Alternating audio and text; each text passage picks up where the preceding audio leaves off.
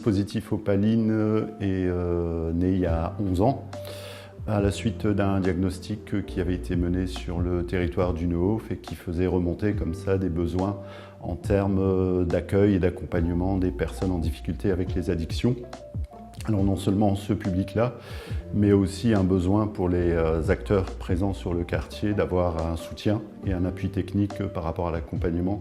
des personnes en difficulté avec les addictions. Et donc l'idée, c'était au travers de 4 missions, donc une mission de délivrance de matériel de réduction des risques, une mission d'accueil du public, une mission d'accompagnement des personnes qui s'adressent à Opaline et une mission de travail de rue. Donc au travers de ces 4 missions, pouvoir proposer un accueil, un accompagnement au public en difficulté avec les addictions, mais aussi de pouvoir, comme je le disais au départ, proposer un appui et un soutien technique aux professionnels en lien avec ces publics-là. Alors moi, ce qui me semble intéressant effectivement de préciser par rapport à Opaline, c'est que c'est un dispositif qui est né d'un diagnostic de terrain. Et ça, pour moi, ça change tout par rapport à parfois des dispositifs qui peuvent venir peut-être du haut.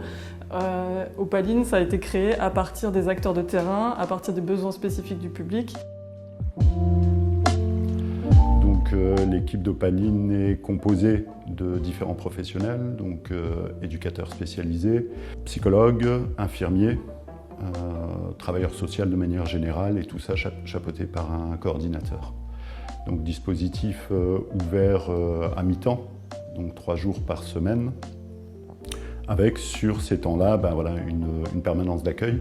des collègues qui font du travail de rue. Donc c'est vraiment concevoir ce dispositif d'Opaline comme une réponse de proximité. Donc dans une démarche comme ça d'aller vers, et à l'intérieur, j'allais dire, de cet aller vers, on a un autre aller vers où effectivement 3 fois par semaine, les professionnels déambulent dans le quartier pour aller à la rencontre des personnes qui ont encore un peu de mal à venir jusqu'Opaline, rappeler à certains qu'on est ouvert cet après-midi et qu'ils auront l'occasion de passer, et encore à d'autres qui ont du mal à revenir, d'essayer par ce biais-là du travail de rue de rester en lien avec ces personnes-là. Donc toutes les actions d'aller vers, toutes les actions de réduction des risques qu'on met en place, c'est vraiment dans l'objectif d'entrer en lien avec ces personnes-là, de tisser un lien de confiance et de pouvoir les amener à un moment ou à un autre à se saisir de ce qui leur est proposé ici. Nous, ce qu'on repère au niveau de l'équipe, c'est que c'est effectivement des personnes qui sont très désinsérées, qui sont très à la marge, très souvent pointées du doigt. Il suffit de faire une sortie au centre-ville en tram pour voir le regard qui est porté sur ces personnes. Donc une partie de notre travail, c'est ne serait-ce que dans la manière d'accueillir les personnes, une forme de respect, une forme d'humanité dont finalement ils ont souvent été privés. Et à partir de là, on se rend bien compte qu'en termes d'accès aux droits, de démarches, de suivi, que ce soit financier, social, les personnes ne sont pas toujours en capacité de faire ces démarches.